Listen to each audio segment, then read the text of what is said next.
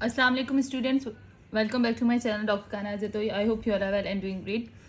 सो basically हमारा जो patho का लेक्चर चल रहा था उसमें हम लोग cell injury, cell death and adaptation का जो चैप्टर है उसको ही आज कंटिन्यू करेंगे। इससे पहले मैं कहना चाहूँगी कि अगर किसी ने जूम की ऑनलाइन क्लासेस लेनी है फर्स्ट ईयर सेकेंड ईयर के किसी भी सब्जेक्ट से रिलेटेड या थर्ड ईयर के किसी भी सब्जेक्ट से रिलेटेड, तो वो डिस्क्रिप्शन में एक कॉन्टैक्ट नंबर आप लोगों को मिल जाएगा, वहाँ पे आप अपनी डिटेल्स व्हाट्सअप कर सकते हैं और अपकमिंग कोर्सेज के बारे में पूछ सकते हैं। इसके अलावा सीवीएस एंड हमारे पास जो एनाटमी की सीवीएस और जो हमारे पास एनाटमी की क्लासेस हैं लोअर लिम्ब की, वो भी 27 सितंबर से स्टार्ट होने वाली है, तो आप लोग उससे रिलेटेड भी रजिस्ट्रेशन करवा सकते हैं। सो अब हमारे पास जो बेसिक आज का हमारा टॉपिक है उसमें हम लोग सेल इंजरी के ही अब 2 लेक्चर्स में इंट्रोडक्शन हो चुका था। अब बेसिकली हमारा ये लेक्चर कंटिन्यू होगा विथ मेन ऑब्जेक्टिव्स के साथ। आज हम लोग ओवरव्यू ऑफ सेलुलर जो हमारे पास रिस्पॉन्सेज होते हैं, मतलब सेल जिन स्ट्रेसेस होते हैं सेल को, वो कौन कौन से होते हैं, ठीक है, कौन कौन से ऐसे फैक्टर्स होते हैं जो उससे सेल इंजरी की तरफ लेके जाते हैं और किस तरीके से सेल उन स्ट्रेसेस के अगेंस्ट रिस्पॉन्स प्रोवाइड करता है, अपना रिस्पॉन्स जनरेट करता है। ये 2 फैक्टर्स हैं जो हम लोग बेसिकली पढ़ेंगे। सो ये भी आज डिस्कशन होगी। उसके अलावा जो हमारे पास मेन इन डायग्राम से रिलेटेड पूरी डिस्कशन डिटेल से मैं करूँगी और जो कॉजेटिक एजेंट सेल की इंजरी करवाते हैं, कौन कौन से स्ट्रेसेस होते हैं, तो ये सारी चीज़ें करेंगे। अच्छा, बुक से करने से पहले बुक भी मैं आप लोगों को करवाऊंगी, लेकिन उससे पहले मैं आप लोगों के साथ जो की पॉइंट्स हैं इस लेक्चर के वो डिस्कस कर लेती हूँ, ताकि फिर उसके बाद अगर आप रीड करते हो बुक को तो एज इट इज़ वो सारी चीज़ें आप लोगों को बुक में मिलेंगी। सबसे पहले हम लोग सेल इंजरी का जो हमारा ऑब्जेक्टिव थे वो तो मैंने लास्ट टाइम डिस्कस कर लिए थे कि हम लोग क्या क्या चीज़ें पढ़ेंगे। ईटियोलॉजी एंड पैथोजेनेसिस को अच्छे से मैंने आप लोगों को बता दिया है कि ईटियोलॉजी क्या है एंड पैथोजेनेसिस क्या है। अब बेसिकली आज का जो हमारा ऑब्जेक्टिव है वो हमारे पास आज का जो ऑब्जेक्टिव है हमारा वो है overview of cellular responses to stress and noxious stress. ठीक है, जो भी हमारे पास स्ट्रेसेस आ रहे हैं, नॉक्सियस स्ट्रेसेस आ रहे हैं, जो भी कॉप अप कर रहा है, किस तरीके से सेल कोई भी स्ट्रेस उसकी तरफ आया है और किस तरीके से उसने उस स्ट्रेस के अगेन अपना रिस्पॉन्स जनरेट करवाया है, वो सारी चीज़ें डिस्कस होंगी। स्ट्रेस क्या होगा? स्ट्रेस मीन्स वो सारे एजेंट जो कि सेल को इंजरी की तरफ लेके जा रहे हैं, वो कॉजेटिक फैक्टर जो सेल को इंजरी की तरफ लेके जा रहे हैं, बेसिकली हम लोग वो चीज़ें पढ़ेंगे। लाइक यहाँ पे भी आपको जो बुक है उसमें भी ये बुक में डिफरेंट आपको बताए गए हैं कॉजेज, मीन्स कि यही आपकी स्ट्रेस है कि सेल को ये सारी कंडीशंस में इन सारे लाइक टॉक्सिन क्या इफेक्ट कर रहा है, उस वक्त सेल क्या रिस्पॉन्स कर रहा है, ये सारी चीज़ें हम लोग पढ़ेंगे। ठीक है, तो सबसे पहले मैं की पॉइंट्स आप लोगों से डिस्कस कर लेती हूँ। सबसे पहले जो आपको इस ऑब्जेक्टिव के अंदर जो चीज़ डिस्कस की जाएगी बुक के इस ऑब्जेक्टिव के अंदर, वो आपके पास सिंपल होम्योस्टेसिस का कॉन्सेप्ट डिस्कस किया जाएगा।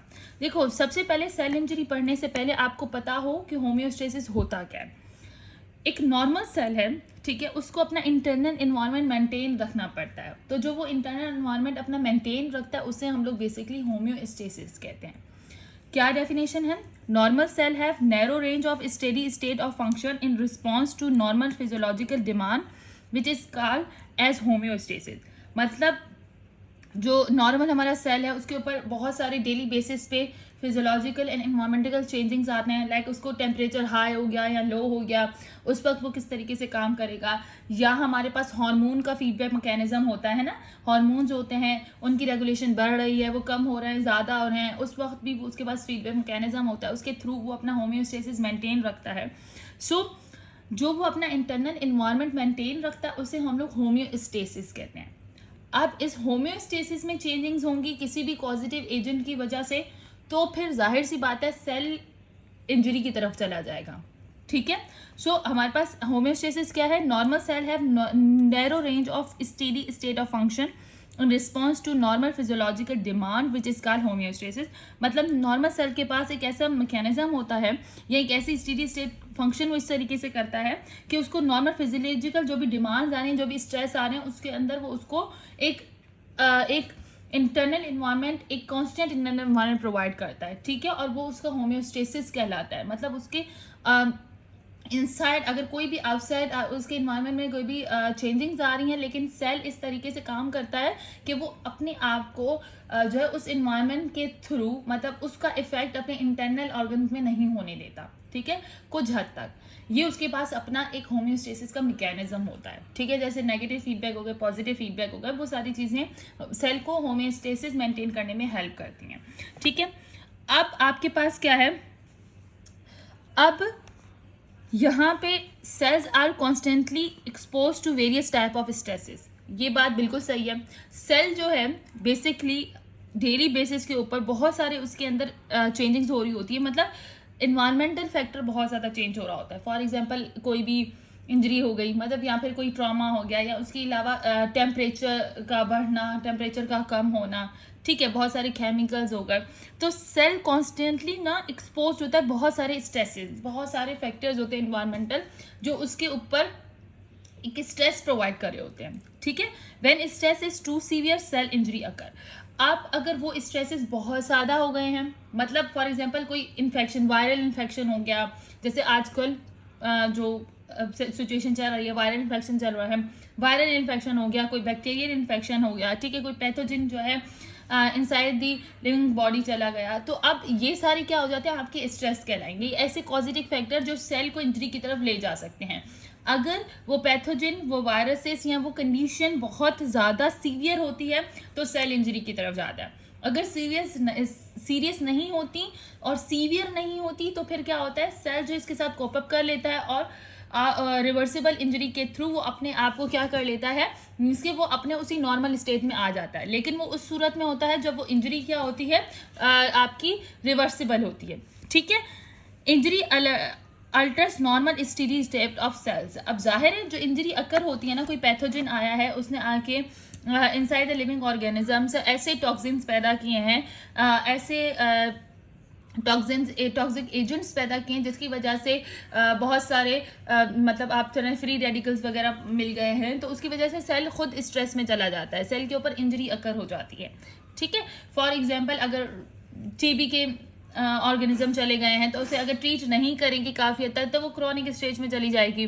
सो ये क्या फैक्टर्स होते हैं, वो अब कोई भी इंजरी हो, कोई भी कॉजेटिक एजेंट हो, हम लोग आगे चल के पढ़ेंगे कि ऐसे कौन कौन से कॉजेटिक एजेंट्स होते हैं, लाइक टॉक्सिन हो गए, ठीक है, उसके अलावा आपके पैथोजेंस हो गए, इस तरीके से काफ़ी सारे एजेंट्स हैं जो ये इंजरीज कॉज करवाते हैं। अब इनकी वजह से क्या होता है, सेल का जो स्टीडी स्टेट वाला इन्वायरमेंट था वो टोटली चेंज हो जाता है, ठीक है, ये आपका टोटली चेंज हो जाता है। अच्छा, इसके बाद ये सिर्फ जनरल इन्फॉर्मेशन थी जो यहाँ पे भी डिस्कस की गई है, मैं थोड़ा सा ओवरव्यू बुक से भी आप लोगों को दे दूंगी, लेकिन अगर आपका ये कॉन्सेप्ट बन जाता है तो इसके बाद आपको ये चैप्टर पढ़ने में आसानी हो जाएगी इनकी बुलेट्स पॉइंट के थ्रू। अच्छा, सबसे पहले देखो एक नॉर्मल कंडीशन क्या होती है और सेल की डेथ की कितनी टाइप्स होती हैं, इंजरी की कितनी टाइप होती हैं। देखो सबसे पहले आपके पास नॉर्मल सेल होता है, वो होम्योस्टेसिस होता है, होम्योस्टेसिस के इन्वायरमेंट में होता है, मीन्स कि उसका कॉन्स्टेंट एक इन्वायरमेंट होता है इंटरनली जिससे वो रेगुलेट कर रहा होता है। तो ये हमारे पास क्या है, नॉर्मल सेल जो कि होम्योस्टेसिस स्टेज में होता है। इसके ऊपर स्ट्रेस आया, ठीक है, कोई भी स्ट्रेस आया, मतलब कोई भी चेंजिंग्स आई, ठीक है, मतलब यहाँ से ऑक्सीजन नहीं मिली या इस तरह के काफ़ी सारे, हाइपोक्सिया हो गया, इस्कीमिया हो गया, ठीक है, ऐसी कोई कंडीशंस आई। उसके बाद मोस्ट प्रोबेबली कुछ सेल ऐसे होते हैं जो एडेप्टेशंस कर लेते हैं। एडेप्टेशंस मतलब अपने आप को उस इन्वायरमेंट के लिहाज से ढाल देते हैं, अपने फिजिकली कोई चेंजिंग्स लेके आते हैं। जैसे आपके पास मायोसाइट्स होते हैं, जैसे आप लोगों के पास आपके हार्ट के जो मसल्स होते हैं, ठीक है, अगर वहाँ पे ऑक्सीजन की डेफिशिएंसी वगैरह होती है तो वो अपना स्ट्रक्चर, अपना फिजियोलॉजिकल स्ट्रक्चर उनके अंदर हाइपरट्रॉफी हो जाती है, ठीक है, अपना साइज वो इंक्रीज कर लेते हैं। सो वो आपके पास क्या है कि स्ट्रेस की वजह से उस सेल ने अडेप्टेशन की, अपना फिजियोलॉजिकली अपना जो स्ट्रक्चर है उससे चेंज कर दिया, ठीक है। लेकिन अगर वो इंजूरियस स्टिमुलाई हुआ, मतलब काफ़ी हार्मफुल स्टिमुलाई हुआ, जैसे काफ़ी टॉक्सिन वगैरह आ गए, या कोई किसी ड्रग का जो है आपके पास उसको आप लोगों ने हाई अमाउंट में इनहेल कर, मतलब इनटेक उसकी कर ली, तो उसकी वजह से क्या होगा कि सेल इंजरी की तरफ चली जाएगी, ठीक है। इसमें inability to adaption, cell adapt नहीं कर पाएगा, अडेप्टेशन अपने अंदर चेंजेस नहीं ले पाएगा, और वो स्टिमुलस इतना डेंजरस है या फिर इतनी हाई पावर रखता है, उसकी पावर इतनी है कि अब सेल जो है वो इंजरी की तरफ चला गया, ठीक है।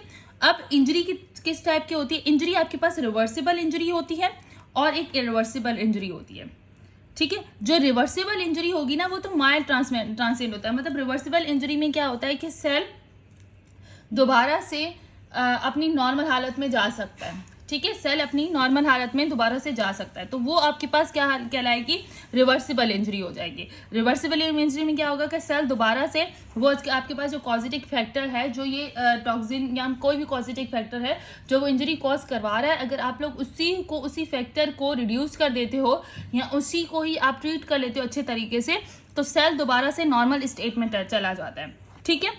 लेकिन अगर सीवियर प्रोग्रेसिव है, बहुत ज़्यादा वो इंजरी है, ठीक है, अक्यूट से क्रोनिक की तरफ भी चली गई है, अब वो उसके अंदर जो है वो रिवर्सिबल की तरफ नहीं जा सकती, नॉर्मल होम्योस्टेसिस मेंटेन नहीं कर सकती, तो आपके पास जो आ जाएगा इरिवर्सिबल इंजरी आ जाएगी। अब इरिवर्सिबल इंजरी में भी दो टाइप्स होती है, नेक्रोसिस या एपोप्टोसिस। या तो उस सेल की ऑटोमेटिकली जो है डेथ होती जाएगी या फिर वो नेक्रोस हो जाएगा, ठीक है। तो या तो नेक्रोसिस हो जाएगी या एपोप्टोसिस हो जाएगी, टोटली आपके पास क्या हो जाएगी, सेल डेथ हो जाएगी। तो अब इन तमाम चीज़ों को, लाइक सेल इंजरी क्या है, फिर रिवर्सिबल इंजरी क्या है, इरिवर्सिबल इंजरी क्या है, नेक्रोसिस क्या है एंड एपोप्टोसिस क्या है, ये तमाम चीज़ें आप लोग अब इस बुक में पढ़ेंगे, ठीक है। ये सारी चीज़ें आप लोगों को